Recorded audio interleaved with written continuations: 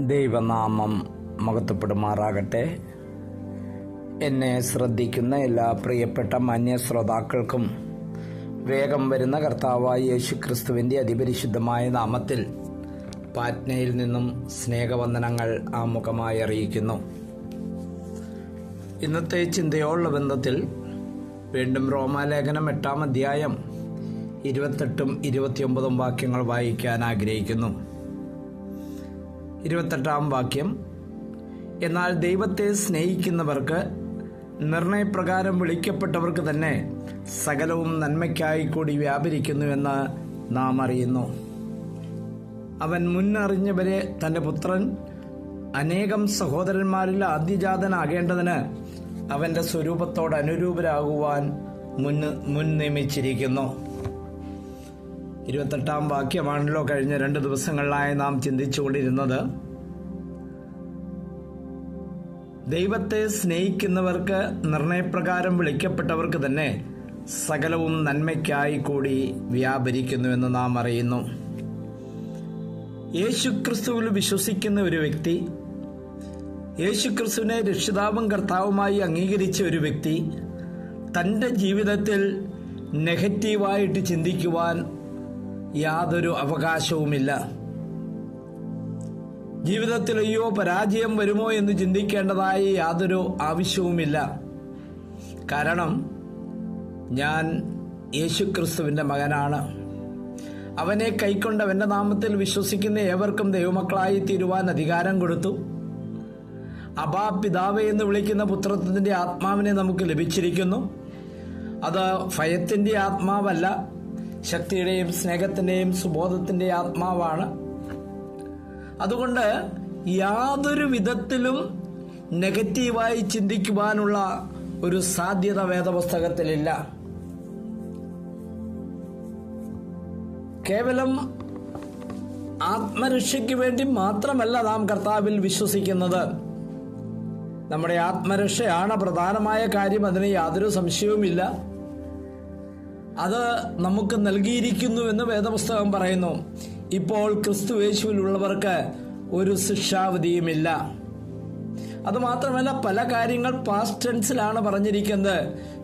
എഫേസ്യർ 2:7 we are being seated in the heavenly realm, നമ്മളെ സ്വർഗീയ സ്ഥലത്ത് ഇരുത്തിയിരിക്കുന്നു. റോമാലേഖനം 5:1 വിശ്വാസത്താൽ നീതീകരിക്കപ്പെട്ടിട്ട് by faith we are justified, അതുകൊണ്ട് ദൈവവുമായിട്ട് സമാധാനമുണ്ട്. അപ്പോൾ നാം ദൈവമക്കളാണെന്ന് അടിവരയിട്ട് വിശ്വസിക്കുക, അത് ദൈവവചനം പറയുന്നു. അങ്ങനെയെങ്കിൽ നമ്മുടെ പിതാവാരാണ്? നമ്മളെ നയിക്കുന്നവനാരാണ്? നമ്മുടെ നായകൻ, നമ്മുടെ ഇടയനാരാണ്? നമ്മുടെ കർത്താവായ യേശു ക്രിസ്തുവാണ്. ആ നല്ല ഇടയൻ നമ്മളെ, നമ്മുടെ ആവശ്യങ്ങളെ കരുതുന്ന ദൈവമാണ് എന്ന് നാം പൂർണ്ണമായി വിശ്വസിക്കണം. അപ്പോൾ നമ്മുടെ ജീവിതത്തിൽ തിന്മ എന്നൊരു കാര്യം ഇല്ല എന്ന് അംഗീകരിക്കുക. എന്തെങ്കിലും കാര്യങ്ങളൊക്കെ സംഭവിച്ചാലും അത് ദൈവത്തിൻ്റെ അനുവാദത്തോടു കൂടിയാണെങ്കിൽ അത് നന്മയ്ക്കായിട്ട് മാത്രമേ വ്യാപരിക്കുകയുള്ളൂ. അപ്പോൾ നമ്മൾ ഇന്നലെ ചിന്തിച്ചു ദൈവത്തെ സ്നേഹിക്കുന്നവർക്കെന്ന്. ദൈവത്തെ സ്നേഹിക്കുക എന്ന് പറഞ്ഞാൽ ദൈവത്തിൻ്റെ വാക്കനുസരിക്കുക, ദൈവവചനം പറയുന്ന പോലെ അംഗീകരിക്കുക. അപ്പോൾ ദൈവവചനത്തിന് പ്രാധാന്യം കൊടുക്കാതെ, ദൈവത്തിൻ്റെ ശബ്ദത്തിന് പ്രാധാന്യം കൊടുക്കാതെ എനിക്ക് ദൈവത്തെ സ്നേഹിക്കാൻ കഴിയുകയില്ല. രക്ഷിക്കപ്പെട്ടു, അതിൽ സംതൃപ്തരായിട്ട് മുന്നോട്ട് പോകരുത്. രക്ഷിക്കപ്പെട്ടത് തീർച്ചയായിട്ടും അതാണ് ജീവിതത്തിൻ്റെ ഏറ്റവും വലിയ ഭാഗ്യമെന്നുള്ളത്. എന്നാൽ അനുദിന ജീവിതത്തിൽ ദൈവീക ശബ്ദം കേൾക്കുക, ദൈവവചനത്തിലൂടെ ആ വചനം അനുസരിക്കുവാനായിട്ട് മനസ്സ് വെക്കുക. അപ്പോഴാണ് ദൈവം പ്രസാദിക്കുന്നത്. അങ്ങനെ ദൈവത്തെ സ്നേഹിക്കുന്നവർക്ക്, അതുമാത്രമല്ല ദൈവം തന്റെ നിർണയപ്രകാരമാണ് നമ്മെ വിളിച്ചു വേർതിരിച്ചിരിക്കുന്നത്. ദൈവം നേരത്തെ നമ്മളെ കരുതി. എത്ര വലിയ ഭാഗ്യപദവിയാണ് ദൈവം നമുക്ക് നൽകിയിരിക്കുന്നത്. അതുകൊണ്ട് എൻ്റെയും നിങ്ങളുടെയും ജീവിതത്തിൽ നെഗറ്റീവ് എന്നുള്ള ഒരു ചിന്ത, അങ്ങനെ ഒരു ചിന്ത മനസ്സിൽ വരുന്നുണ്ടെങ്കിൽ അത് സാത്താന്റെ തന്ത്രമാണെന്ന് മനസ്സിലാക്കുക. പിശാചിന്റെ തന്ത്രമാണെന്ന് മനസ്സിലാക്കുക. നമ്മളെ നെഗറ്റീവായി ചിന്തിപ്പിച്ച് ദൈവത്തിൽ നിന്നും അകറ്റുവാൻ, ദൈവവചനത്തിൽ നിന്നും അകറ്റുവാൻ, ദൈവമക്കളിൽ നിന്നും അകറ്റുവാൻ ആ തെറ്റായ ചിന്താഗതി നമ്മുടെ മനസ്സിലേക്ക് കൊണ്ടുവരുന്നു. എന്നെ ശ്രമിക്കുന്ന പ്രിയപ്പെട്ടവരെ, വേദപുസ്തകം വ്യക്തമായിട്ട് പറയുന്നു, തന്നെ സ്നേഹിക്കുന്നവർക്ക് നിർണയപ്രകാരം വിളിക്കപ്പെട്ടവർക്ക് സകലവും നന്മയ്ക്കായി കൂടി വ്യാപരിക്കുന്നു. നമ്മുടെ ജീവിതത്തിൽ നന്മ മാത്രം ചെയ്യുന്ന, താൽക്കാലികമായിട്ട് വേദന ഉളവാക്കുന്ന പല സാഹചര്യങ്ങൾ ഉണ്ടെങ്കിലും അതൊക്കെ തേജസ്സിന്റെ നിത്യഘനത്തിലേക്ക് നമ്മളെ വഴി നടത്തുമെന്നുള്ള ബോധ്യതയോടുകൂടി, നന്മയിലേക്ക് വഴി നടത്തുമെന്നുള്ള ബോധ്യതയോടുകൂടി നമ്മുടെ ക്രിസ്തീയ ജീവിതം നയിക്കുവാൻ വലിയവനായ ദൈവം സഹായിക്കട്ടെ.